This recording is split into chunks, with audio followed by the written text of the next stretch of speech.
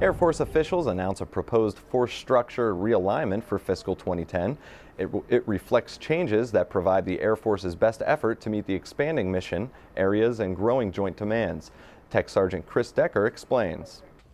Today, the Air Force unveiled its force structure realignment proposal for the 2010 fiscal year.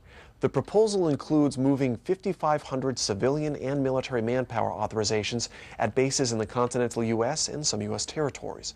It places an emphasis on reinvigorating Air Force nuclear operations, and it accelerates the retirement of 250 of the Air Force's oldest fighter aircraft, freeing up money for newer planes. No bases will be closed as a result of the proposal.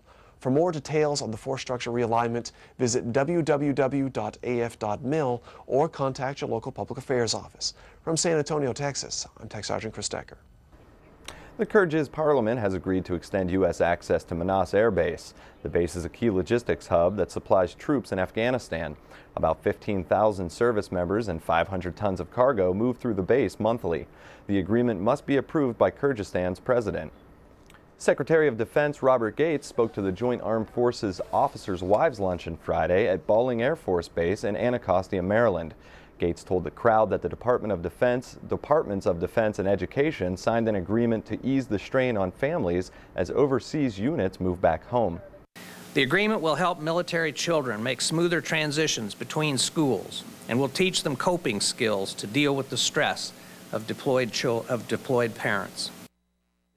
Secretary Gates said the agreement is the culmination of years of partnering between the two departments and state governments who have joined the Interstate Compact on Education Opportunities for Military Children.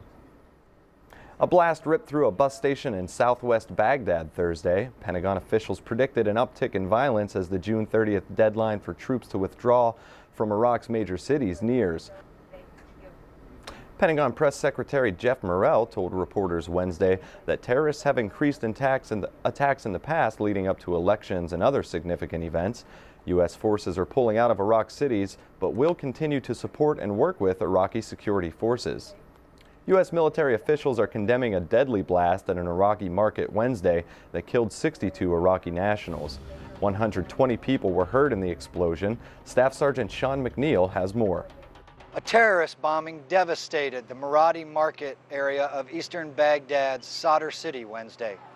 Host nation reports confirmed 62 local nationals killed and 120 injured.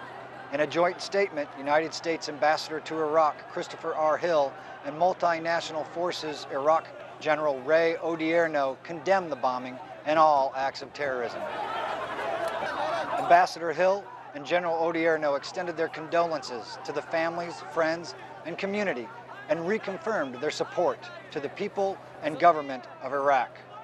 High-profile attacks of this type are down 60% in Iraq over the same time period as last year. Staff Sergeant Sean McNeil, Baghdad, Iraq.